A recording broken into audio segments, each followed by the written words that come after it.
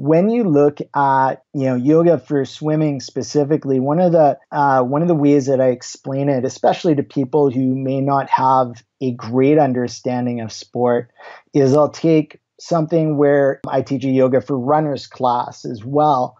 And when I look at yoga for running versus yoga for swimming, when you come to a yoga for runners class, arms are not going to be involved very much. We do a little bit of cross-body connection work because obviously you do have to move the arms and legs in the specific patterns for efficiency and have that ability to have the cross-body connection.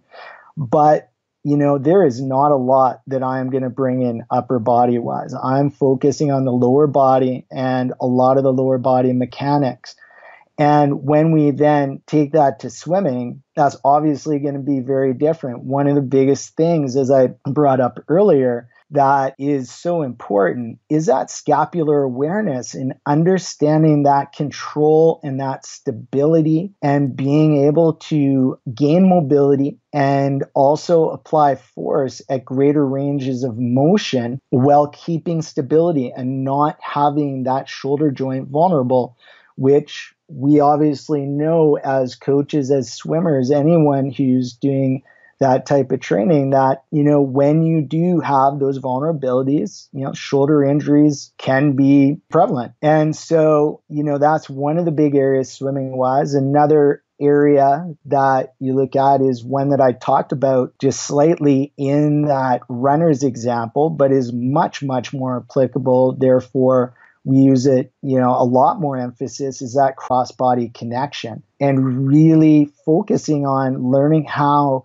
to feel from, the furthest extension of one arm to the opposite leg and that connection and control right through the core of the body. And one of the great people that I actually learned that from is one of your fellow countrymen, is a guy by the name Tom Barton. And he works with St. Peter's Western and works with Michael Bowles guys and down there, not last Christmas, but the Christmas before, and got to spend some time with him and also did a session along with Mitch Larkin and Maddie Wilson. And that was one of the things Tom really stressed with those guys. Obviously, as backstroke specialists, they're going to need that cross-body connection. And that's something those athletes really stress to me when I talk to them specifically about the yoga. And then when looking at things, once again, is going back to, so not only the biomechanics, and I guess I spoke to a little bit about this when we talked about,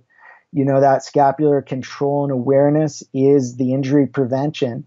And when you look at building a program for specifically swimmers comparative, let's go to the comparison again of runners, obviously there's going to be different areas of vulnerability and different areas that could possibly be weak. And you need to focus on those specific areas with the different sports to be able to have that injury prevention part of it actually applicable and effective. And then the other aspect is, well, going back, not the other aspect, but going back to that periodization aspect and looking at how you do things. So, and the timing. So I've been working with the National Training Center athletes here at UBC. And one of the sessions we'll do is after their Wednesday morning practice. And one of the sessions we do is before their Saturday morning practice.